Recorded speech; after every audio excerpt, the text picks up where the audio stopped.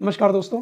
आज हम लोग बात कर रहे हैं एक ऐसे नए युग के बारे में जब मानव अपने पाषाणकालीन जीवन से निकलकर एक नए युग की तरफ आ गया।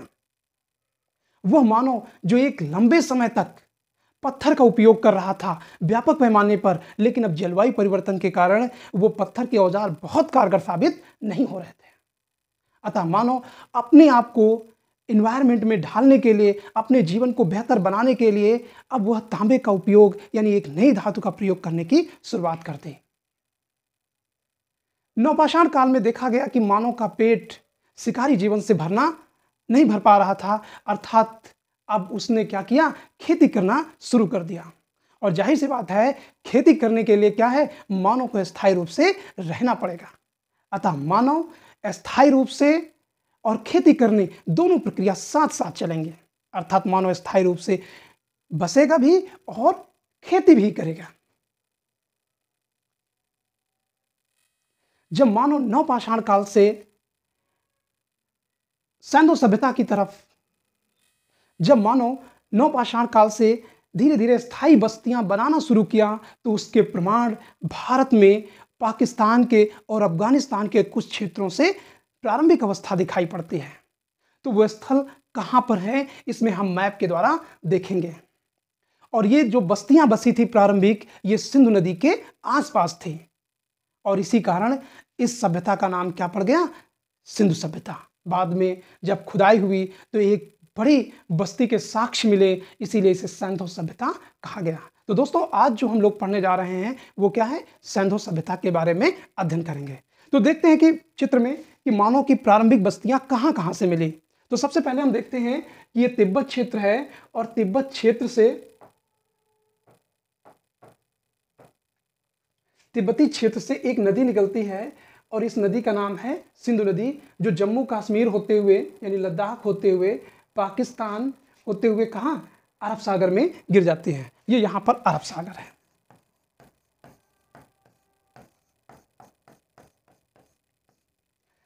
क्योंकि ये बस्तियां सिंधु के आसपास और सिंधु की सहायक नदियों के आसपास थी, इसलिए इस सिंधु सभ्यता के प्लेस को दिखाना आवश्यक है। तो यहां पर एक नदी थी जिसका नाम था झील, इसका नाम था सिंधु, और ये झेलम। फिर इसी के दक्षिण में चिनाब, फिर रावी,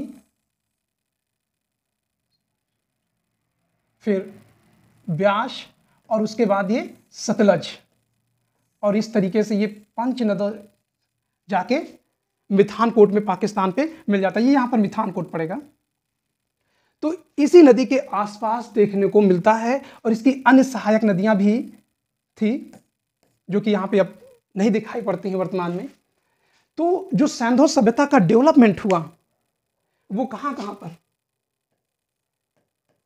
भारत, पाकिस्तान और अफगानिस्तान के बीच में हुआ। तो ये आपका अफगानिस्तान है, ये पाकिस्तान है, और ये भारत का मैप है। इसी तीनों के क्षेत्र में ये सभ्यता का क्या हुआ, डेवलपमेंट हुआ।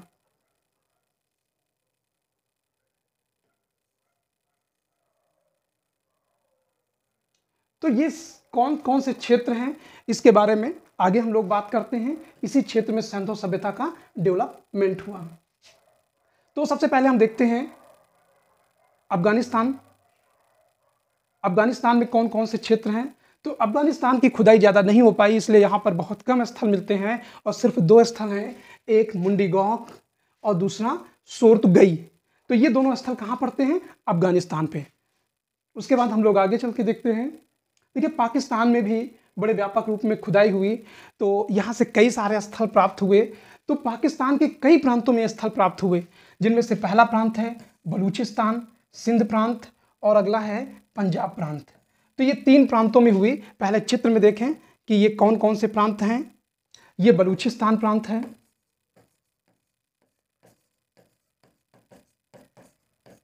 ये सिंध प्रांत है, और ये पंजाब प्रांत है। तो बलूचिस्तान में एक बड़ा व्यापक स्थल था, जिसमें सुतकांगेंडोर, सुतकाकोह, डाबरकोट, क्वेटा, कुल्ली, नाल, रानाघुंडई, पेरियानो भुंडई। और ये सारे के सारे स्थल कहाँ पर थे? बलूचिस्तान पे। और ये प्लेस क्या है? बलूचिस्तान का है। ये प्लेस बलूचिस्तान का है। उसके बाद सिंध प्रांत में कौन कौन से स्थल खुदाई से प्राप्त हुए? जिनमें से मोहनजोदड़ो, चंदहुदड़ो, कोट दीजे, आमरी और अली मुराद। हालांकि और भी स्थल हैं, बहुत सारे स्थलों की खुदाई हुई, लेकिन ये स्थल बड़े और व्यापक पैमाने पर हुए। उसके बाद हम लोग देखते हैं कि पंजाब प्रांत, ये जो ग्रीन कलर का है ये पंजाब प्रांत है। दोस्तों, जब भारत का विभाजन हुआ तो आधा पंजाब पाकिस्तान में चला गया और आधा पंजाब कहाँ आ गया? भारत में। तो ये पाकिस्तान के पंजाब प्रांत में कई स्थल हैं, जिनमें से हड़प्पा रावी नदी के किनारे है, गनवेरी माला, रहमान ढेरी, सराय खोला और जलीलपुर। तो ये स्थल कहाँ पर हैं? सबके सब पंजाब प्रांत में।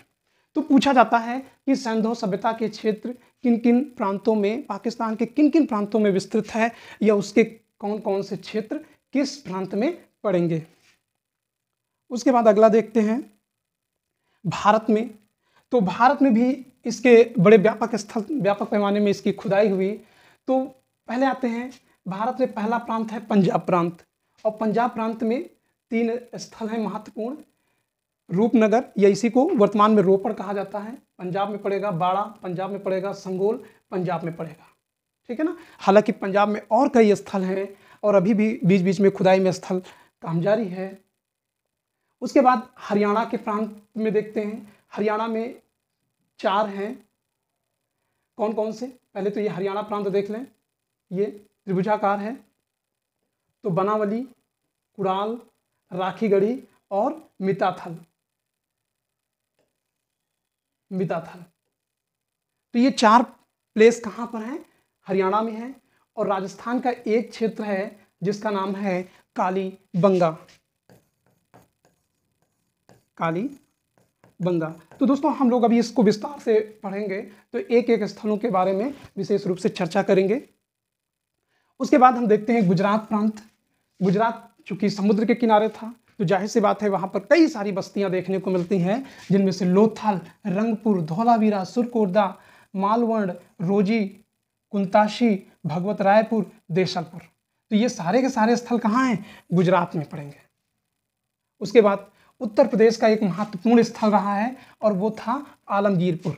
तो आलमगीरपुर जो है मेरठ में पड़ेगा। आलमगीरपुर कहाँ पे पड़ेगा? मेरठ में। तो पूछा जाता है ये कहाँ पर स्थित है।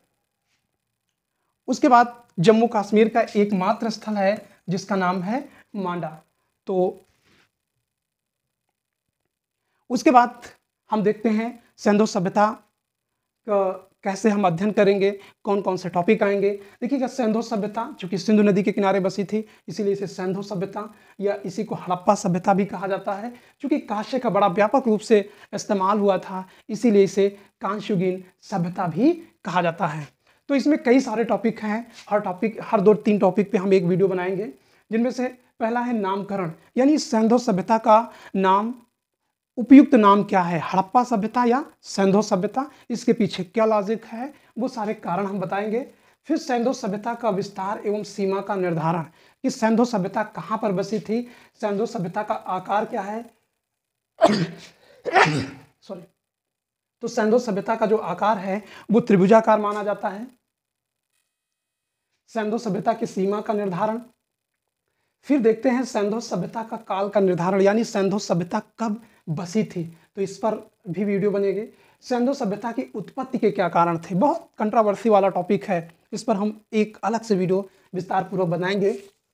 उसके बाद हम बात करते हैं नगर नियोजन, यानी सिंधु सभ्यता के नगर कैसे थे, उसको बनाया कैसे गया था, उसकी डिजाइनिंग कैसी थी। उसके बाद हम बात करेंगे सिंधु सभ्यता की समाधान प्रणाली के बारे में, कि सिंधु सभ्यता में लोगों को कैसे दफनाया जाता था या कैसे अंतिम संस्कार किया जाता था, और कौन से समाधान में क्या कहाँ पर मिला है, युगल समाधान क्या मिले हैं। तो बहुत महत्वपूर्ण टॉपिक है ये। उसके बाद हम बात करेंगे राजनीतिक स्थिति के बारे में, कि सिंधु सभ्यता की राजनीतिक स्थिति किसके हाथ में थी, कौन सा वर्ग था जो शासन व्यवस्था को संचालित कर रहा था। और अगला टॉपिक हम बात करेंगे सामाजिक विभाजन के बारे में, कि इनके अंदर यानी सिंधु सभ्यता के बीच में सामाजिक विभाजन कौन कौन सा था, और वर्ग विभाजन कैसे था, भोजन क्या करते थे, वस्त्र कौन कौन से थे, आभूषण कौन कौन से धारण करते थे। इसके साथ साथ सौंदर्य प्रसाधन में कौन सी वस्तुएं मिलती हैं, गुड़िया मन का इस उद्योग, मृदभांड, मनोरंजन के साधन, आर्थिक स्थितियां। चूंकि सिंधु सभ्यता का व्यापार दूरस्थ क्षेत्रों था तो इनका आर्थिक स्थितियों का अध्ययन बहुत ही इंटरेस्टिंग टॉपिक है। सिंधु सभ्यता के धर्म का क्या मानना था, यह भी बड़ा इंटरेस्टिंग पीरियड है। इन सब पे अपनी अपनी एक एक क्लासेस होंगी। उसके बाद हम बात करेंगे सांस्कृतिक स्थिति और लिपियों के बारे में, और फिर अंत में बात करेंगे कि सिंधु सभ्यता का कैसे पतन हुआ, क्या कारण था, और कैसे इस इतनी बड़ी सभ्यता का पूरा धीरे धीरे नष्ट हो गया। तो दोस्तों, ये जानकारी आपको कैसी लगी, अच्छी लगे तो मेरे चैनल को सब्सक्राइब करिए, लाइक करिए, कमेंट करिए और अपने दोस्तों को शेयर करिए। Thank you.